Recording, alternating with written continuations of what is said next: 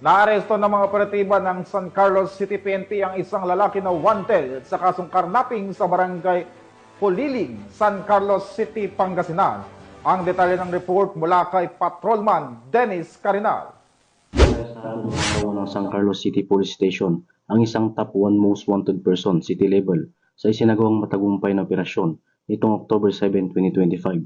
Kinilala ni Police Lieutenant Colonel Saldi C. Puentes, hepe ng San Carlos City Police Station, ang suspect ni Salias Atoy, 26 anyos, residente ng Sitio Panawat, Barangay Puliling, San Carlos City, Pangasinan. Nahuli siya bandang 12:46 ng tanghali sa bisa ng warrant of arrest para sa kasong karnaping na may rekomendadong piyansang 300,000 pesos. Matapos ang magkakaresto, agad siyang dinala sa San Carlos Police Station para sa wastong dokumentasyon at tamang disposisyon.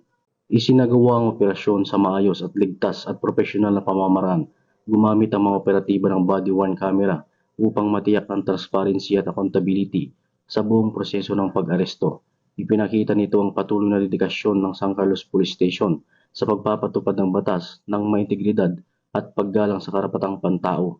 Ang tagumpay ng operasyon ay bunga ng pagtutulungan ng pulisya at ng mamamayan para sa mas pinaigting na kampanya laban sa kriminalidad tungo sa mapayapat ligtas na bagong Pilipinas.